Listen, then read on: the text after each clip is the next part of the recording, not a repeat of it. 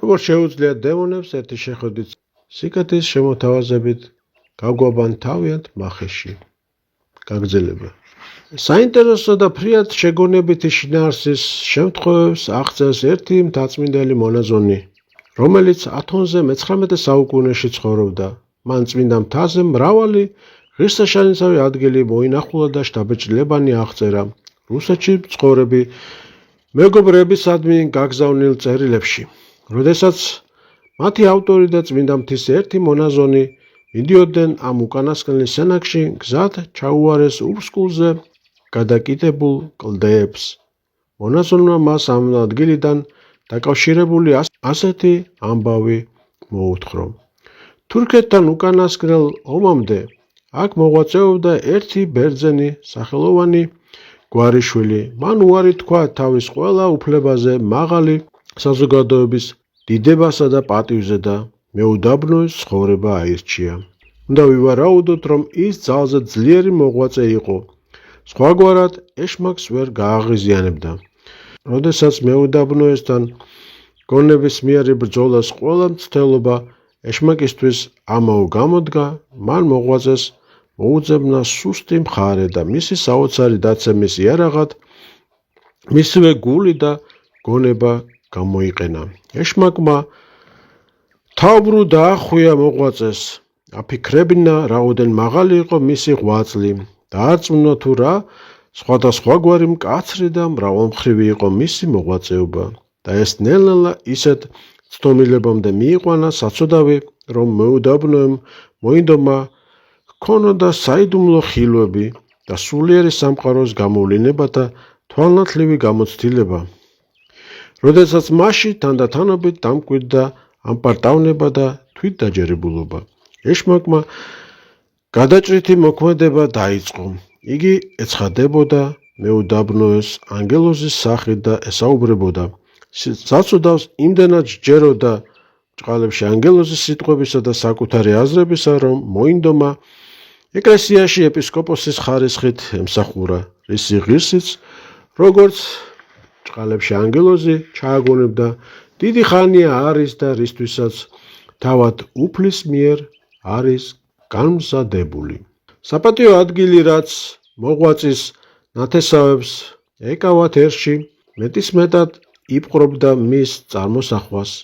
მათ სახელგანთქმულ დიდებაზე ფიქრი მოსვენებას არ აძლევდა გზააბნეულს, მხოლოდ შემთხვევა აკლდა, რაც მას უდაბნოდან გამოიყვანდა და ერში დააბრუნებდა. ეშმაკიც დიდხანს არ დალოდებია. ერთხელ, როცა მეუდაბნოე მეტისმეტად გაიტაცა თავის სამომავლო მაღალ დანიშნულებაზე ოცნებამ და ღრმა ჩაფიქრებული თავისი მიზნის მიღწევის საშუალებებს გონებდა, უცებ ვიღაცამ კარზე დამაგრებული რგოლი დააბრახუნა. მეუდაბნოე შეკრთა, პირჯვარი გადაიწერა და ხმამაღალი ლოცვით მივიდა კართან.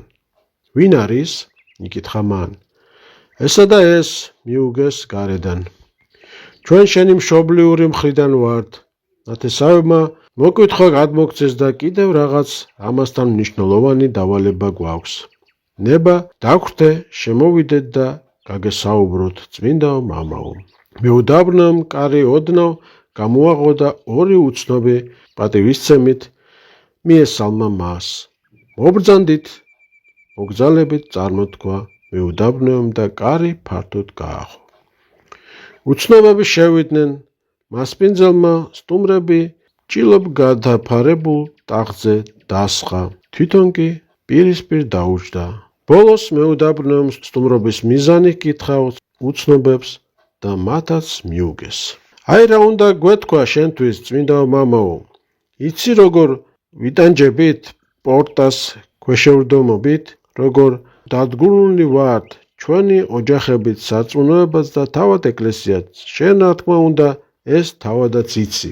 დიახ, ასია, დაუდასტურა შეწუხებულმა მეუდაბნოემ, მაგრამ ამით რა?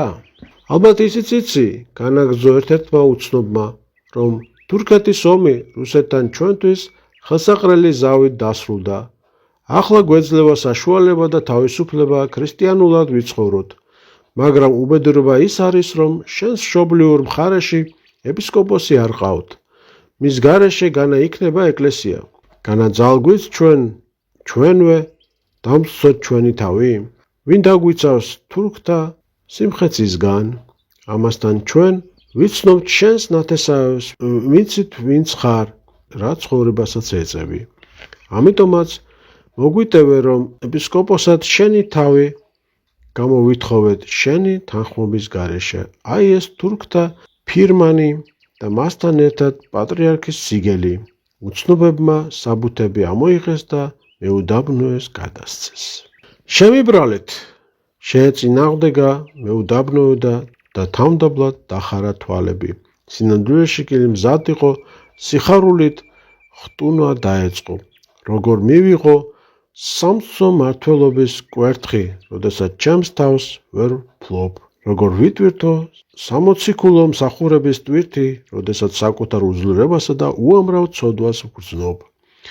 არაშვილებო უარს ვამბობ იმაზე, რაც ჩემს ძალებს აღემატება. ამასთან ეს უდაბნო ჩემთვის სამოთხეა, მე აღუთქვი ღმერთს აქ მოვკვდე.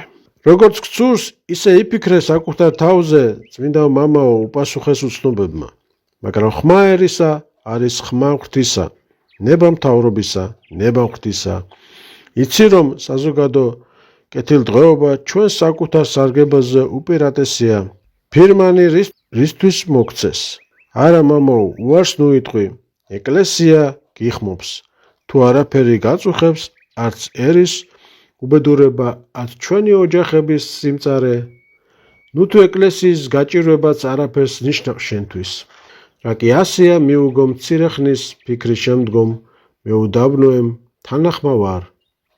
აბა მამაო, აჩქარდი, შენიშნეს სტუმრებმა, რაც მალე გაუდგებით გზას მით უკეთესი, შორი ახლოს გზაზე ჯორები და მეგზურები გველოდებიან.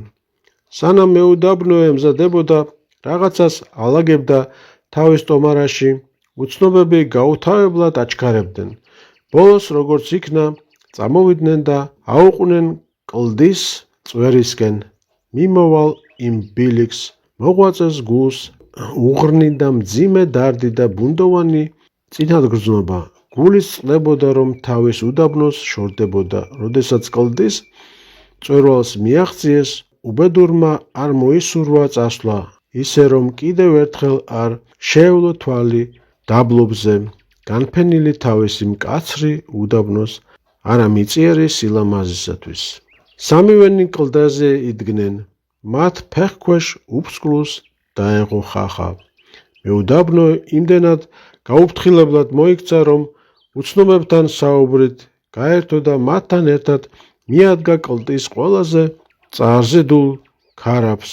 აქ ზურგში ძლიერმა ბიძგმა ის გადაისროლა უფსკვლუში. როგორც ქარიშხლის მიერ ხიდან მოწყვეტილი შემოდგომის ფოთოლი. გაისმა სტვენა, სატანურმა ხარხალმა გადაუარა მთელ უდაბნოს. თუმცა საბრალო სასიკვდილოდ არ დაშავებულა. ღმერთმა მისცა დრო სინანულისთვის და გაუგზავნა მონაზონი მეზობელი სენაკიდან. კლდიდან გადმოვარდნილი ერთიანად დამტვრეული იყო. თავის ქალა დაზიანებოდა.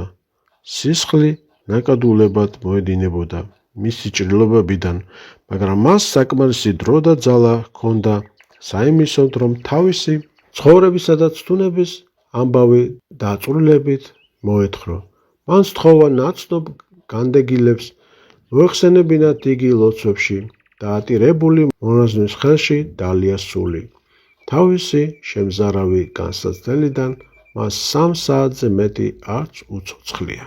დაწმინდალა როცა ამ საშინელი შემთხვევის შესახებ მოისმინა, დადგა იმავე კლდის კარაფზე, სადაც ყველაზე მეტად ამან განაცვიფრა, რომ საცოდავმა მონაზონმა ასეთი სიმაღლიდან გადავარდის შემდეგ ცოტა ხანს, მაგრამ მაინც იცოცხლა.